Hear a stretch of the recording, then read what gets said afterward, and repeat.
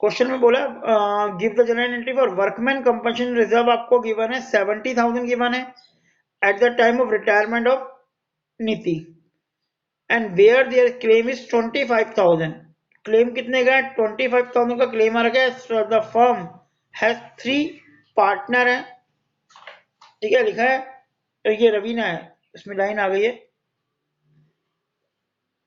रवीना, नीति और रजत। तो 3 पार्टनर है और 70,000 का रिजर्व है, जिसमें से 25,000 का क्लेम आ गया। तो हमें पता अगर क्लेम आता है तो पहले देखो रिजर्व हम एंट्री करेंगे, workman compensation reserve account debit, reserve account debit 70,000, जितने का क्लेम है पहले वो लिख दो, टू वर्कमैन कंपनसेशन क्लेम, मैं शॉर्ट में लिख रहा हूं, आप पूरा लिखोगे। कितना क्लेम है? 25,000 का, तो ये 25,000 आएगा। और जब हम पूरे क्वेश्चन की बात करेंगे तो ये नई बैलेंस शीट में आएगा, लायबिलिटी साइड में, ध्यान रखना। जब पूरा क्वेश्चन बनेगा बैलेंस शीट के साथ, तो ये लायबिलिटी साइड में आप लिखोगे वर्कमैन कंपनसेशन क्लेम, रिजर्व मत लिखना फिर, क्योंकि ये रिजर्व था, इसमें से इतने का क्लेम आ गया है, तो अब बैलेंस शीट लायबिलिटी साइड में ये आएगा। अब 70,000 में 25,000 तो हमारे चले गए, तो बचे कितने? बचे 45,000। ये 45,000 पार्टनर की रेशो में डिस्ट्रीब्यूट हो जाएगा। और क्योंकि यहाँ पे रवीना, नीति और रजत की कोई रेशो नहीं है, तो इक्वल मानते हैं, तो यहाँ पे आ जाएगा 2 रवीनास कैपिटल, 2 नीतीश कैपिटल। आप पूरा लिखोगे बेटा, मैं शॉर्ट में लिख रहा हूँ स्पेस की प्रॉब्लम के कारण, 2 रजत कैपिटल। ऐसे आर एंड आर मत लिख देना, पूरा लिखना।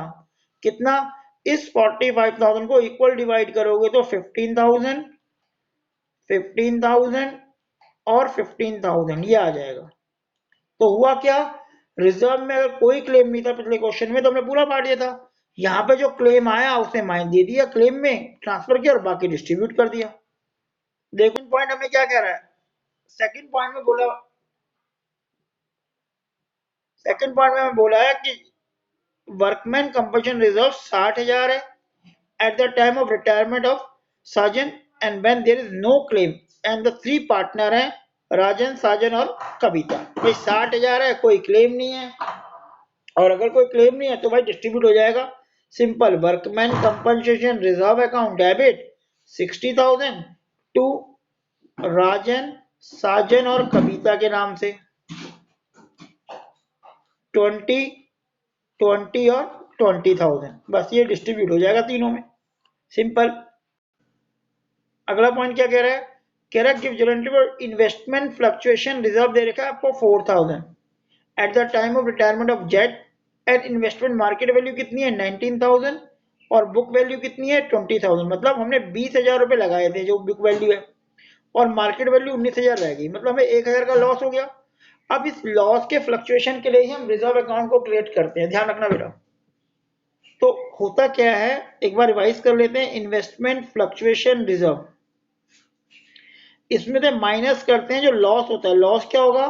अगर बुक वैल्यू ज्यादा है और मार्केट वैल्यू कम है, इसको माइनस कर देते हैं, इन्वेस्टमेंट ट्रांसफर हो जाता है, और बाकी जो बैलेंस बचता है वो पार्टनर में डिस्ट्रीब्यूट हो जाता है उनकी प्रॉफिट शेयरिंग रेशो में।